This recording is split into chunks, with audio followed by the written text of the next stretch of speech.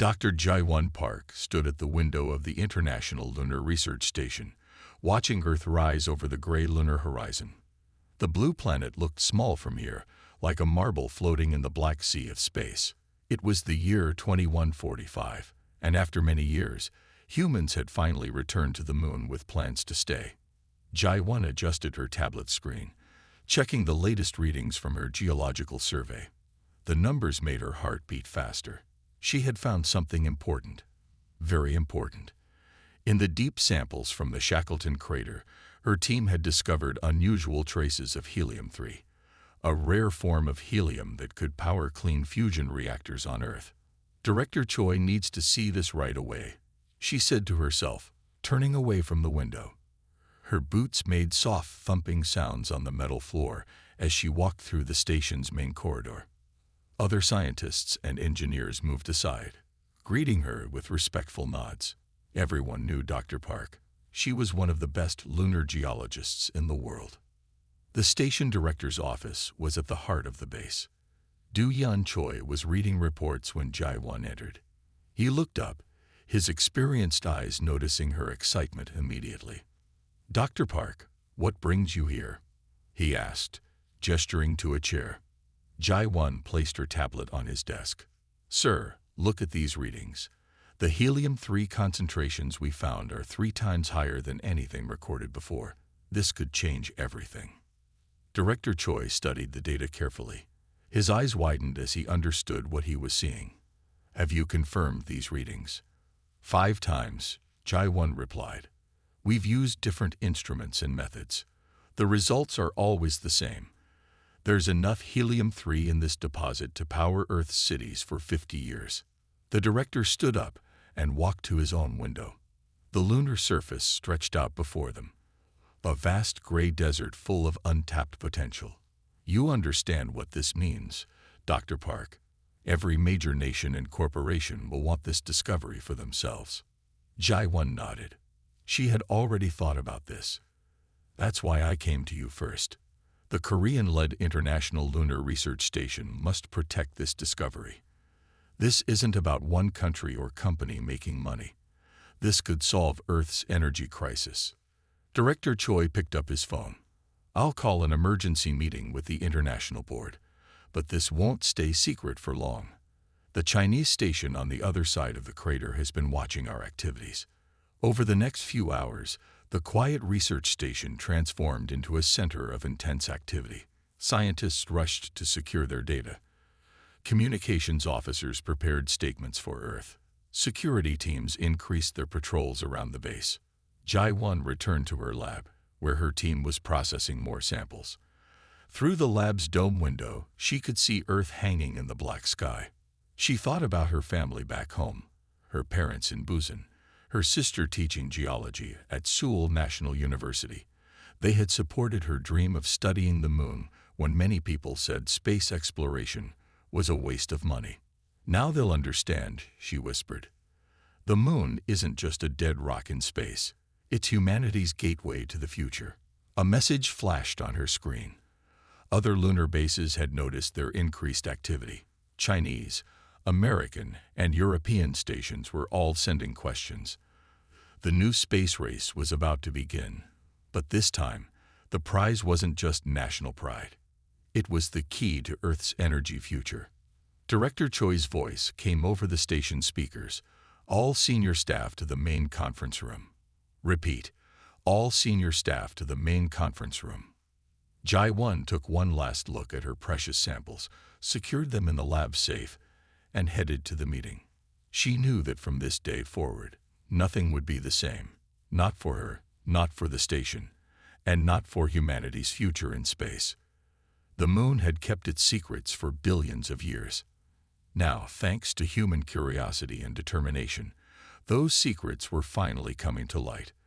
The real question was, were humans ready for what they would find? Chief Engineer Hae-Nul Kim studied the blueprints for New Armstrong City on her large computer screen. The construction site spread out before her office window, where machines were already at work turning moon dust into building materials. 3 months had passed since Dr. Park's important discovery, and now the real work was beginning. The walls need to be thicker, Hey Newell said to her team. Moon dust is good for blocking radiation, but we need at least 3 meters of compressed regolith. She pointed to the design of the main living areas. The other engineers nodded, making notes on their tablets. A message alert flashed on her screen. It was from her brother, Taiho. He worked for Star Path Industries, one of the biggest private space companies on Earth. Newell excused herself from the meeting and opened the message in private. Sister, be careful, the message read. My company is planning something. They don't want the international team to control the helium-3. Watch your back. Newell frowned. She trusted her brother, but her work was too important to stop. The moon needed its first real city, a place where people could live and work safely. She sent a quick thank you message to Taiho and returned to her team. Let's check the Foundation site, she told them. They put on their spacesuits and walked out through the airlock. The lunar surface crunched under their boots. Hey Newell led them to where the big machines were melting moon rocks with focused sunlight, turning the material into strong building blocks. See how the regolith changes color when it melts, she explained to the newer team members. That's how we know the temperature is right. These blocks will be stronger than concrete on Earth. Suddenly, one of the machines stopped working.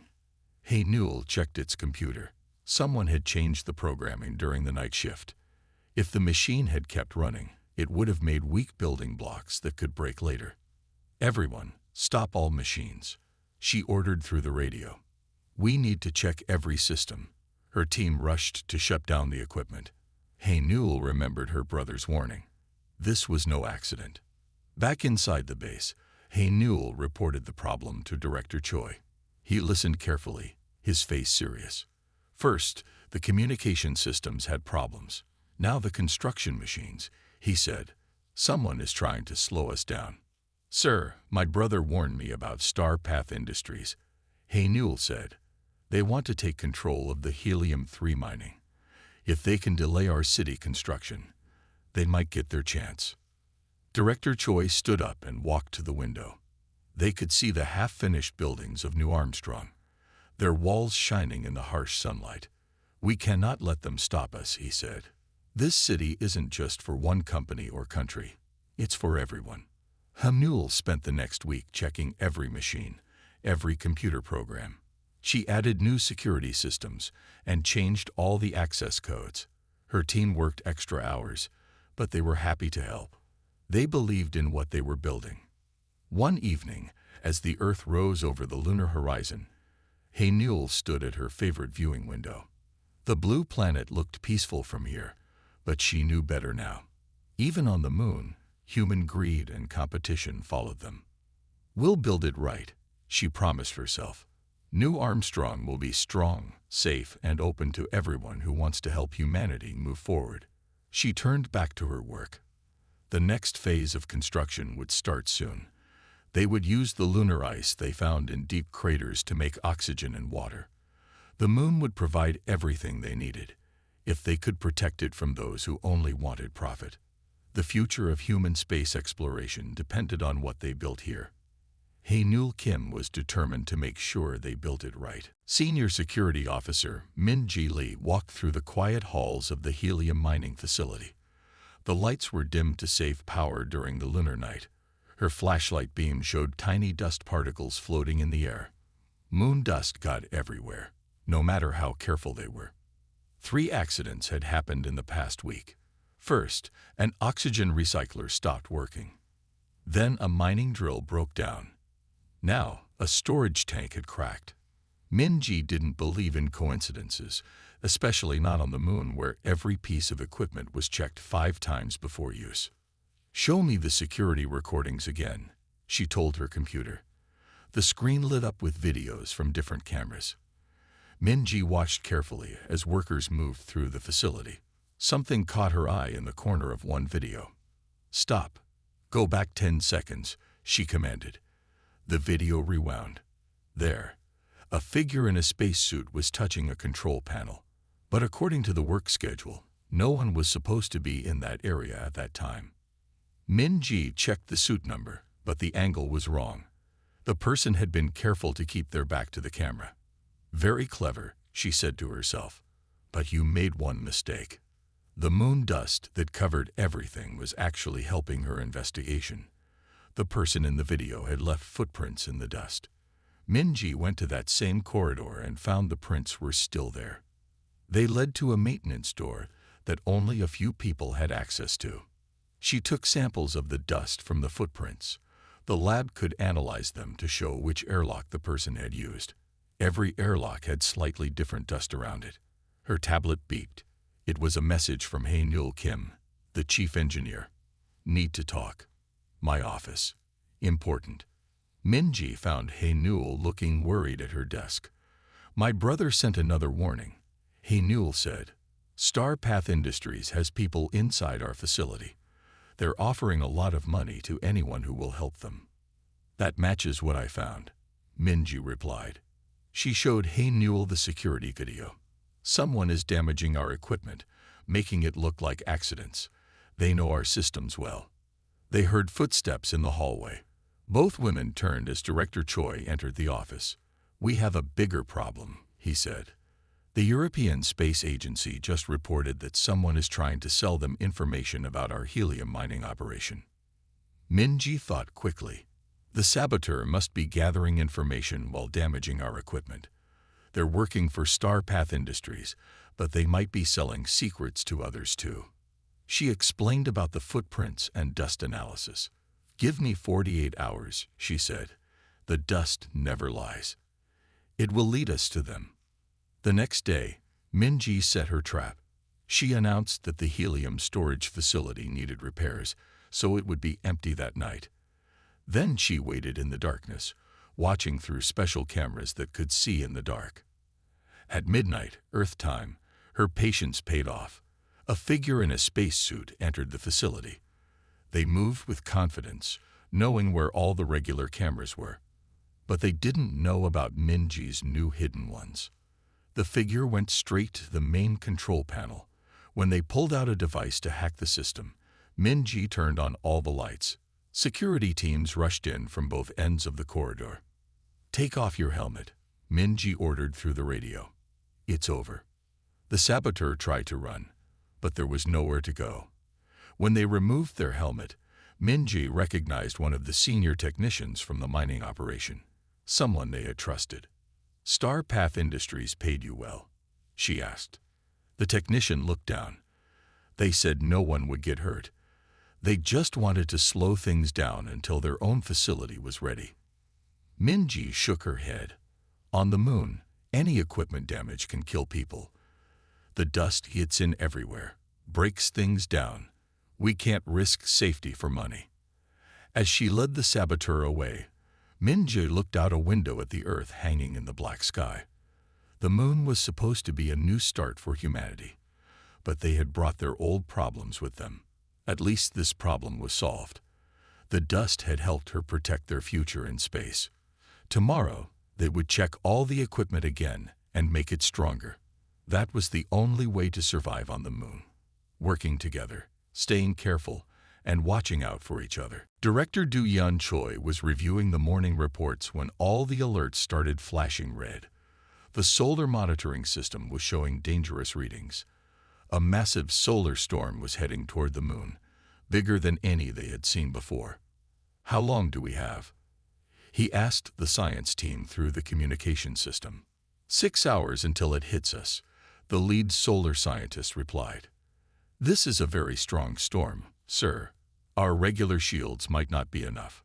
Do-Yeon looked through the main window at the Earth glowing in the dark sky. The beautiful view usually helped him think, but today it reminded him of how far they were from help. 300 people lived in New Armstrong now. Their lives were his responsibility. He called an emergency meeting. Dr. Ji-won Park, Hae-Nul Kim, and Min-ji Lee rushed to the control room. Their faces were serious as they looked at the storm data. The radiation will be very strong, Ji-won explained. We need to get everyone into the deep shelters. Hae-Nul checked the building plans on her tablet. The main living areas have thick walls, but the helium processing plant isn't finished yet. The workers there will be in danger. I'll send security teams to help move everyone, Minji added. We have emergency spacesuits ready if we need them. Do-yeon made his decision. Sound the emergency alarm. Everyone goes to the deep shelters. No exceptions. The alarm echoed through the lunar city. People moved quickly but calmly, following their emergency training. Security teams helped the construction crews come inside. Medical teams prepared their equipment in the shelters. Director, Hae-Newell said suddenly, the construction robots are still outside. If we lose them, it will take months to get new ones. Do-yeon shook his head. No one goes outside now. The equipment can be replaced. Lives cannot. They watched the radiation readings climb higher as the storm got closer. The thick walls of moon dust would protect them, but they needed to be careful with power. They switched to emergency systems, saving their main power for life support. In the deep shelter, people waited quietly. Families sat together. Scientists checked their instruments. Engineers monitored the city's systems. Through small windows, they could see the Earth, their home, so far away. Look at the lights. Someone called out. Strange colors danced in the black sky. The solar storm was creating auroras on the moon, something never seen before. The storm hit with full force. The walls creaked as radiation and solar wind battered the city. Hours passed slowly. Do-yeon moved through the shelter, talking to people, keeping them calm. He told stories about Earth, about his home in Korea, about why they had come to the moon. We knew it would be dangerous, he said, but we came anyway, because what we're doing here matters. We're building humanity's future. Finally, after 10 long hours, the storm began to weaken. The radiation levels started dropping. Hae-Newell's team checked all the systems. Their shelters had held strong. They had survived their first major space weather crisis. As people returned to their homes and work areas, Do-yeon stood at his window again. Some of their outside equipment was damaged, but it could be fixed. Most importantly, everyone was safe. Sir, Minji called from the door. The Chinese lunar base is asking if we need any help with repairs. Do-yeon smiled. The storm had reminded everyone that on the moon, old Earth rivalries didn't matter. They were all in this together. Tell them thank you, he replied, and ask what help they need too. Today showed us something important. Space is dangerous, but humans are stronger when we work together. The Earth continued to shine through his window, a bright blue reminder of why they had come to the moon. They were building more than just a city here. They were building a new way for humanity to face the future, together. Geological team leader Sunwoo Park checked his oxygen levels as he led his team deeper into the Shackleton crater. Their drilling machines have found something unusual 2 kilometers below the surface. The crater's dark walls rose high above them, blocking the sunlight. Team, stay close, Sunwoo said through the radio. The crater walls block radio signals if we get too far apart. His team of 4 moved carefully in their heavy spacesuits, carrying equipment to study whatever they had found. Dr. Jae-won Park, watching from the surface station, spoke into her microphone. Sunwoo, your sensors are showing a large empty space ahead. Be careful. The drilling machine had stopped suddenly yesterday when it broke through into what seemed to be a cave or tunnel. Initial scans showed it was perfectly round, which was not natural for lunar caves. We're at the entrance now, Sunwoo reported. He shined his light into the hole their drill had made. The beam disappeared into darkness. The walls are too smooth. This isn't a natural formation. The team set up their equipment.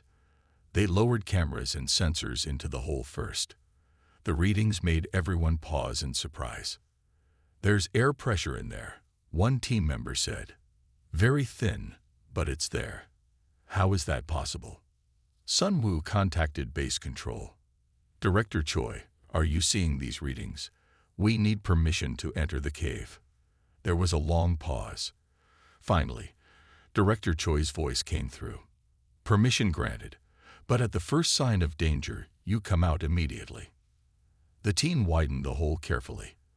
When it was large enough, Sunwoo went in first. His lights showed a tunnel stretching far into the moon. The walls were covered in strange markings that looked like writing. "Base, are you recording this?" he asked, his voice filled with wonder. "These marks, someone made them. Someone was here before us." Jaiwon's excited voice came through the radio. "The patterns match nothing in our databases. Sunwoo, this could be the most important discovery in human history." As they moved deeper into the tunnel, they found more evidence that it was artificial. The floor was perfectly flat. The ceiling was exactly 3 meters high everywhere. But everything was covered in a thick layer of moon dust, suggesting it was very, very old. "Look ahead," one team member called out. The tunnel opened into a large round room. Their lights showed empty spaces in the walls that looked like they once held machines or equipment. "It's some kind of base," Sunwoo said slowly, "but it's been abandoned for a very long time." They found no bodies, no personal items, nothing to show who had built this place. But in the center of the room was a raised platform with markings around it that glowed faintly when their lights touched them. "Base control," Sunwoo called. "We need the linguistics team down here. And bring Dr. Park. These symbols, they might be some kind of message." As they waited for the other teams to arrive, Sunwoo walked around the room slowly. Humans had come to the moon thinking they were the first to reach it. Now they knew better. Someone else had been here long ago, digging these tunnels, perhaps mining the same helium-3 deposits they had found. Why did they leave? He wondered aloud. And more importantly, will they come back? Director Choi's voice came through clearly. "Sunwoo, secure the site. No one talks about this outside our team until we understand what we found. The whole world will want answers, but we need to be careful. If there was an advanced civilization here once, we need to learn everything we can from what they left behind." Sunwoo looked at the glowing symbols one more time. The moon had kept this secret for thousands, maybe millions of years. Now it was up to them to solve the mystery and perhaps learn why the previous visitors had abandoned their lunar base. Dr. Jaiwon Park and Chief Engineer Hae-Nul Kim worked late into the night at the helium processing laboratory. The recent discovery of the ancient tunnel had given them new ideas about how to process helium-3. The strange markings they found had shown them a better way to separate the precious gas from moon rocks. "Look at these results," Jaiwon said, pointing to her computer screen. "When we use the new extraction method, we get 98% pure helium-3. That's twice as good as our old process." Hae-Nul studied the numbers carefully, and it uses half the energy. The ancient visitors must have perfected this method long ago. Their excitement was interrupted by an urgent message from Director Choi. "Come to my office immediately. Earth's biggest energy companies are demanding we stop our work." In the director's office, they found Tae-ho Kim, Hae-Nul's brother, waiting with Director Choi. Tae-ho looked worried. "Star Path Industries knows about your breakthrough," he told them. "They're threatening to tell everyone about the alien tunnel if you don't sell them the helium processing rights." Director Choi shook his head. "They're not the only ones. 5 major energy companies have sent similar threats. They're afraid that cheap, clean fusion power will destroy their businesses. We can't let them stop us," Jaiwon said firmly. "This technology could end energy poverty on Earth. No more burning fossil fuels. No more nuclear waste. Clean power for everyone." Hae-Nul touched the tablet showing their new process. "The ancient visitors left us this knowledge. They must have wanted us to find it when we were ready. The companies are sending representatives here tomorrow," Director Choi told them. "They say it's for negotiations, but we think they plan to take over the facility." Tae-ho spoke up. "I have proof of their plan. That's why I came here. They hired private security teams. They're hiding weapons in their supply shipments." Jaiwon suddenly smiled. "Let them come. I have an idea." The next day, corporate representatives from Earth's biggest energy companies arrived at New Armstrong. They'd brought many boxes marked as scientific equipment. Security Chief Min-Ji Lee carefully scanned every box, but said nothing about the hidden weapons she found. In the main conference room, the corporate leaders sat confidently. They thought they had all the power. Then Jai-Won started her presentation. Yesterday, we sent our research to every major university and science institute on Earth, she announced. The full plans for our helium-3 processing system are now public knowledge. No one can own it. No one can stop others from using it. The corporate leaders turned pale. One stood up angrily. You can't do that. This technology is worth trillions. Knowledge belongs to everyone, Hae-Newell said. The ancient tunnel taught us that. Those who came before us left their knowledge free for anyone to find. We're doing the same. Director Choi stepped forward. Your weapons have been removed from your supplies. You have 1 hour to leave our base. The world already knows about your threats and plans. You have no power here. After the angry corporate leaders left, Jai-Won looked out at the lunar surface. She thought about the ancient visitors who had worked in these same rocks long ago. Had they faced similar problems with greed and power? Is that why they left their knowledge hidden where only scientists and explorers would find it? We'll do better this time, she promised quietly. We'll use this gift to help everyone, not just the wealthy and powerful. The Earth hung in the black sky, beautiful and blue. Soon its cities would be powered by clean fusion energy. The moon had given humanity both the fuel for the reactors and the knowledge to use it wisely. Now they had to prove they deserved this gift. The first moonquake struck during the lunar morning. The ground shook for 30 seconds, making buildings creak and equipment rattle. No one was hurt, but the event worried director Do Yeon Choi. Moonquakes were normal, but this one felt different. 2 hours later, another quake hit, then another. Each one grew stronger than the last. In the control room, Hae-Newell Kim watched her computer screens with concern as cracks appeared in some of the newer buildings. These are not natural, she told Director Choi. The pattern is too regular. They're coming exactly 40 minutes apart, and they're getting stronger each time. Dr. Jai-Won Park rushed into the control room with new data. The quakes are centered around the ancient tunnel we found. Something down there is causing this. Director Choi made a quick decision. Start evacuation procedures. Move everyone to the backup shelter. We can't risk. Another quake hit, stronger than before. Warning lights flashed across the control panels. Then the main door opened, and Tae-Ho Kim ran in, holding a tablet computer. Don't evacuate, he shouted. That's exactly what they want. Everyone turned to look at him. Tae-Ho caught his breath and explained, I've been studying the ancient writing we found. These aren't attacks, it's a test. The base has automated defense systems. They activate when mining operations reach a certain level. A test. Hae-Newell asked her brother. What kind of test? The symbols in the tunnel tell a story, Tae-Ho said. The ancient visitors didn't leave. They moved their base deeper underground. They left this system to test if new visitors were advanced enough to understand their technology without destroying it. Another quake started. Equipment fell from shelves, and lights flickered. Through the windows, they could see dust rising from the lunar surface. How do we stop it? Director Choi asked. We don't stop it, we answer it, Tae-Ho said. He connected his tablet to the main computer. The quakes are sending a code. We need to send the right response using the same frequency. Hae-Newell looked at her brother's calculations, the helium processing system. We can use it to send vibrations through the ground, but we'll need exact timing. The next 40 minutes were intense. The team worked quickly, programming their equipment to send specific vibrations into the moon's crust.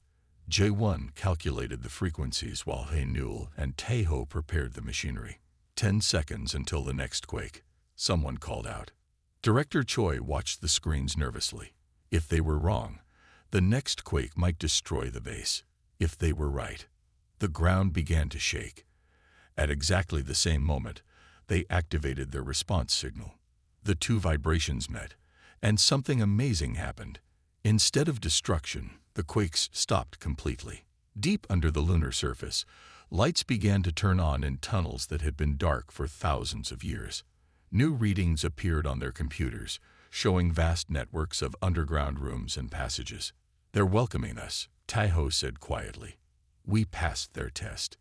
Now they're showing us everything they built here." Director Choi looked at the maps appearing on their screens.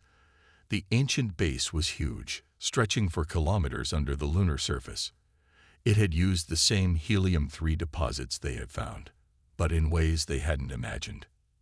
"Send a message to Earth," he told his communications officer. "Tell them the moon has more secrets to share, but this time, we're ready for them." 1 year had passed since they discovered the ancient underground base. New Armstrong had grown into a true city, spreading both across the lunar surface and deep underground. Director Du Yun Choi stood in the new observation dome, watching Earth rise over the lunar horizon. Dr. Jae-won Park joined him, carrying her latest research reports. "The ancient technology has changed everything," she said. "Their methods for processing helium-3 have solved Earth's energy crisis. Every major city now has a fusion power plant." "And what about our new friends?" Director Choi asked. Jae-won smiled.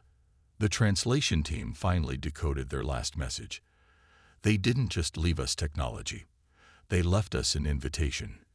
They want us to find them when we're ready." Hanul Kim entered the dome, followed by her brother Taiho. The Kim siblings had become heroes on Earth for their role in understanding the ancient base's systems. Hanul's new construction methods, combined with the ancient builders' techniques, had made lunar living safer and easier than ever before. "The new underground transport system is working perfectly," Hanul reported. "We can move people and supplies between all lunar bases in hours now. Even the Chinese and European bases are connected to our network." Taiho added, "Starpath Industries has changed too. They're helping build the Mars mission now, using what we learned here. Sometimes people just need a chance to do the right thing." Security Chief Min Juli arrived with more good news. The last of the old energy companies have signed the cooperation agreement. They're converting their old fossil fuel facilities into fusion plant construction sites. Director Choi looked at his team with pride. Each of them had played a crucial role in humanity's greatest adventure. The moon had tested them in many ways, with dust, storms, quakes, and human greed. Each time, they had grown stronger by working together. "Show them the new images," Jae-won said excitedly to Hanul. Hanul connected her tablet to the dome's main screen. A detailed map appeared, showing tunnels and structures spreading across the entire moon. The ancient builders had created a complete underground world with systems for growing food, recycling air and water, and generating power. "We've only explored 10% of their base so far," Hanul explained. "But we're learning more every day. They left everything we need to build a permanent human civilization on the moon." "And look at this," Taiho said, changing the display. New symbols appeared, showing paths leading to Mars and beyond. "They mapped the whole solar system. They're showing us the way to follow them." Director Choi walked to the dome's window. 300,000 kilometers away, Earth shone like a blue jewel in space. 10 billion people lived there, and now they all had clean power, thanks to what they had found on the moon. But that was just the beginning. "When I was young," he said, "people thought the moon was just a dead rock in space. They said space exploration was a waste of money. Now look at us. We have a city on the moon. We're building ships to Mars. And we know we're not alone in the universe." "What do we do next?" Minji asked. "We keep exploring," Jae-won answered. "The ancient builders chose the moon as humanity's first step into space. They left us their knowledge because they believed we could grow, learn, and become better. Now we have to prove they were right." Through the dome's clear walls, they could see the lights of New Armstrong spreading across the lunar surface. Construction machines moved back and forth, building new homes and laboratories. Ships arrived from Earth regularly, bringing more people eager to join humanity's greatest adventure. The moon was no longer just Earth's satellite. It had become humanity's gateway to the stars, and the best was yet to come.